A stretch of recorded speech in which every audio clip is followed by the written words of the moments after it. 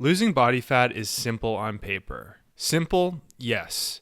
Easy and straightforward, not always. In this video, while showing you footage from a few of my latest gym workouts, I'm going to share with you 10 sneaky fat loss mistakes that can completely sabotage your fat loss progress. These are some big mistakes, but the good news is, if you know what they are, then you can make darn sure that you avoid them. I'll also share what you can do instead, as in what some alternatives to making these mistakes are to make the process of losing fat so that you become leaner and healthier as easy as it can possibly be for you. Right now, I'm currently deep in my natural bodybuilding competition prep, so I'll be right alongside you fat loss dieting and avoiding these mistakes as well. Before we get started, if you find yourself enjoying this video, please consider hitting the like button and subscribing to the channel. It really helps me out. Okay, let's dive in. Let's get started with mistake number 1. Making the assumption that eating healthy foods will lead to fat loss. Now, don't get me wrong here. Nutrient-dense, unprocessed whole foods that are considered to be very healthy, like vegetables, fruits, and high-quality protein sources, can all be very helpful within the context of fat loss dieting. That being so, eating them does not automatically equate to losing fat. See, fat loss occurs through eating in a caloric deficit. Even the calories from healthy, unprocessed whole foods can be eaten in excess to surpass what might be a deficit for you. So, if that were to be the case, if you eat a diet that consists entirely of healthy, unprocessed whole foods, and the total calories consumed from those foods exceeds what is a deficit for you, then you won't lose fat as quickly as you'd like, or perhaps even at all. The best way to avoid that is pretty straightforward. Seek out an understanding of what your deficit calories are, and then plan for your meals to stay within that deficit, including meals that consist solely or mostly of healthy, unprocessed whole foods. Fat loss mistake number 2 is having the belief that fitness supplements are key for accomplishing fat loss. There are so many supplements out there nowadays. Protein powders, pre-workouts, testosterone boosters, pure fat burners, and so on. Ironically, none of them have much of a direct effect on fat loss. Yep, even the pure fat burners don't do a whole lot. They might lead you to burn a teensy tiny bit more calories throughout the day, but only a trivial amount that could be easily offset through doing something like taking an extra bite or two of some bread or eating a couple of extra baby carrots. And expecting to have a protein shake or two with some creatine daily won't lead to automatic fat loss either. It's your overall calorie intake that determines whether or not you lose fat. Supplements don't bypass that. From my experience, the most helpful supplements out there are creatine, protein powder, and maybe pre-workout. In the context of fat loss, they could have some indirect benefits. Protein powder, for example, tastes great and can be used as a lower calorie substitution for higher calorie desserts, which might overall help you to stay in a deficit since it could be used as a way to keep your overall calorie intake a bit lower, but not because it has some kind of special fat burning effect. Fat loss mistake number 3 is not having clear calorie and macronutrient parameters, particularly protein. So how can you know if you're eating in a deficit or not if you don't have any calorie targets or parameters in mind? Well, you probably wouldn't. Though some people might be able to stay in a deficit simply from taking an intuitive approach, like where you wouldn't think so much about calories, but rather your level of fullness or satiety, the vast majority of us are not able to do that or not quite at that level. The best way to ensure that you're eating in a deficit is to know what that number of calories is and then aim to stay within that number. Having macronutrient parameters, especially a protein target, is very helpful too. Protein is helpful for muscle growth and muscle retention, which is indirectly helpful for fat loss. Plus, it's filling and tough to overeat.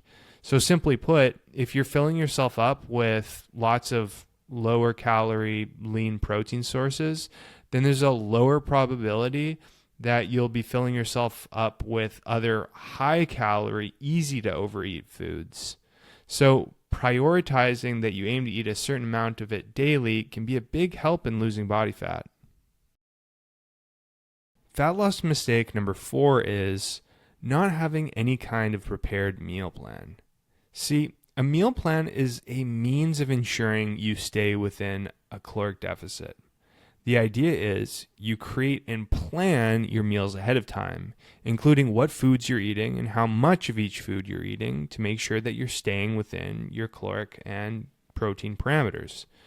There are a few major benefits in having a meal plan. First, if you make your own, you can craft meals you like by including foods you enjoy and that leave you feeling satiated. Second, by having your meals planned ahead of time, it means you don't have to think about planning new meals on the fly or trying to track your calories as you go, so it saves you tons of mental energy and time. And third, it minimizes your chance of making calculation errors, especially in comparison to what I like to call the track and go approach. If you've already got everything pre-calculated and checked, then you won't have to worry about making errors every time you make a new meal. In short, it makes life easier and streamlines fat loss. There are a variety of different ways to structure meal plans too.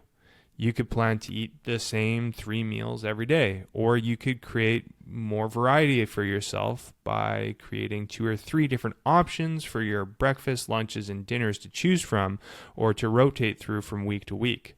There's lots of different ways that you can do it. Fat loss mistake number 5, not having a well thought out macro level plan. Up to this point, I've talked about not having a plan for your calorie and macronutrients and not having a specific meal plan. So what do I mean by a macro level plan? I mean planning your fat loss progress over a larger time horizon, like big picture stuff, such as how much you want to lose over the next 6 months or a year and what your plans are for thereafter. Just winging it, for example, with the intention of losing as much fat as possible, is probably not a good idea. Why? Because it often leads to unsustainable approaches like crash dieting or excessive cardio or exercise routines that end up leading to burnout. Or if the intention is too loose, like aiming to lose fat without really any kind of a specific goal whatsoever, it might lead you to completely losing motivation along the way. I would instead create something feasible and realistic as far as a plan goes, like aiming to lose at a rate of 1 to 2 pounds a week, and then from there mapping out a timeline. If you wanted to lose a total of something like 50 pounds, for example, I might map out a plan that looks like this. Aim to lose 20 to 25 pounds over the next 4 months or so, followed by doing 3 months of a maintenance block to recharge your batteries. Then aim to lose another 15 to 20 pounds over another 4 months, followed by another 3-month maintenance block, which would flow into another 4 months of 15 to 20 pounds of weight loss. It's a longer-term plan that provides clear targets and milestone goals to aim towards to massively help with adherence compared to not having any kind of macro level plan. Fat loss mistake number 6, taking an unsustainable fat loss approach. This one might seem obvious, but it's one of the most common fat loss mistakes out there. If the means in which you're aiming to lose fat is something you can't stick with for the long term, then one of 2 things is likely to happen. First, it could mean you fall off before ever reaching your goal. Second, it could mean you revert to gaining all of your body fat back after you've hit your goal. After all, if the means you lose the fat isn't sustainable, how can you expect to keep the fat off? Examples of unsustainable approaches might be implementing something like an excessive deficit or a crash diet, taking an extreme approach like a smoothie diet or a juice cleanse, taking on a diet where you eliminate an entire food group, or taking on a diet where you cut out sugar altogether, or all carbs, or all fats, and so on. The ideal would be to lose body fat through a means that you can sustain and uphold for the long term. The fat loss diet itself might come with some challenges even upon adopting a sustainable approach, yes, but upon reaching your goal, you could or should easily be able to add an appropriate amount of calories through taking on a similar approach to avoid reverting back to old habits and eating back excessive calories. If you had a fat loss meal plan that you enjoy, for example, you could just add more of the same kinds of foods to the meals within that meal plan. If you had a fat loss meal plan that you enjoy, for example, you could just add more of the same kinds of food to the meals within that meal plan. If you had a fat loss meal plan that you enjoy, for example, you could just add more of the same kinds of foods to the meals within that meal plan upon reaching your fat loss goal to transition to your maintenance calories, where you would keep your results. That's what I do and how I maintain a healthy body fat percentage year round. Fat loss mistake number 7.